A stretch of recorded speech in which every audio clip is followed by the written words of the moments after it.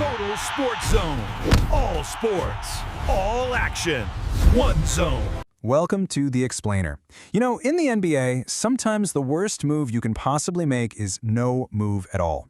Today, we're going to break down a front office failure that really defined a season for the Sacramento Kings, a story all about hesitating when you needed to be decisive. So let's just start with a number that tells the story of a complete nightmare season. 12 wins, 42 losses.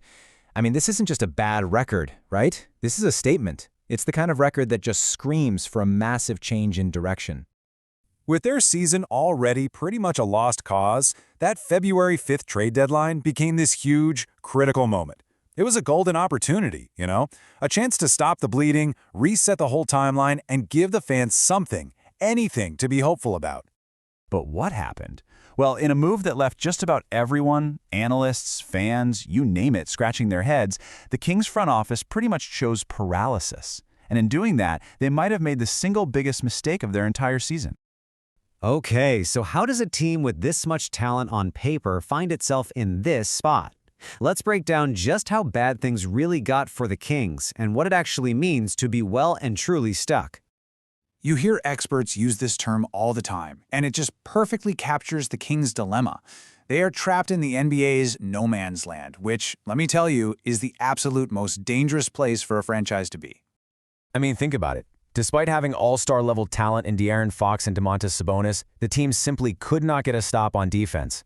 They were right down there at the bottom of the league, and it led to a total collapse, including a soul-crushing 12-game losing streak. Just brutal. Now, the Kings were mostly quiet at the deadline, but not totally silent. And the one big transaction they actually did make, well, it tells us a whole lot about their confused thinking at the time. So to really get what they were thinking, let's look at the type of move they made. It's a deal kind of like this one, where they sent out a whole package, including a promising young guard like Keon Ellis, for a veteran wing scorer in DeAndre Hunter. On the surface, it just looks like they're shuffling the deck. But the contrast here is what's so telling. They traded away a player profile like Keon Ellis, a young, cheap 3-and-D guy that's a specialist in three-point shooting and defense, which every single team wants, for a more expensive veteran. It just felt like a minor tweak when what they really needed was a total teardown. It was a questionable move, for sure. It didn't really seem to line up with a long-term rebuild. But was that the real, defining problem with their deadline strategy? Nope. Not even close.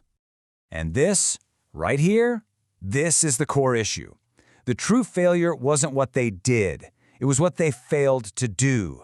Their silence at the deadline was absolutely deafening. They were holding some key pieces in Sabonis, Harrison Barnes, and Kevin Huerter. All really valuable players who could have brought back a huge return of young players and draft picks to kickstart a real rebuild. And yet, when the deadline passed, all three were still on the roster. So the really crucial point here is the financial dead end they basically built for themselves. Between guys like Harrison Barnes and Kevin Huerter, the Kings had over $50 million in combined salary they could have moved. But finding teams to take those deals without giving up even more future assets, well, that turned out to be too hard. And when they faced that tough choice, Sacramento chose to just stand pat. So by choosing to do nothing, the Kings locked themselves into this state. They're expensive, but they're not good. They have zero financial flexibility to get better. It is literally the worst-case scenario for an NBA franchise.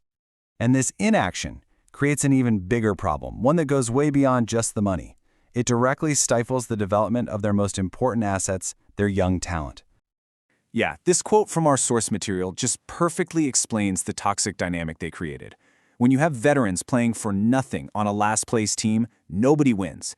The veterans aren't in meaningful games, and the young players, they're not getting the minutes they need to grow. You can see the problem visually, right here on this slide.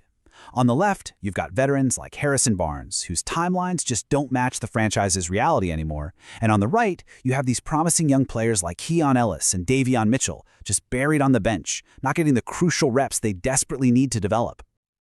So what does this all add up to? Let's break down the final verdict on the Kings' deadline. What is the real price of all this indecision? For a team in their position, with a 12-42 record, the path forward is usually crystal clear. It's rebuilding 101. You commit to the future. And this is the most damning takeaway of all. They didn't sell their veterans, and they didn't chase upgrades to try and win now. They just flat out refused to commit to any clear strategy. They were facing a clear fork in the road. They could have embraced the future by rebuilding, or they could have pushed their chips in to try and compete right now. By doing neither, they've left themselves completely stranded right in the middle.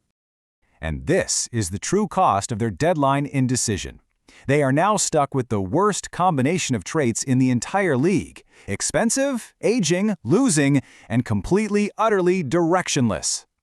And so the biggest failure of the trade deadline wasn't a trade they made. It was the clarity they failed to provide. They left everyone, and that probably includes themselves, asking this one critical question with absolutely no answer in sight. Right now, nobody knows.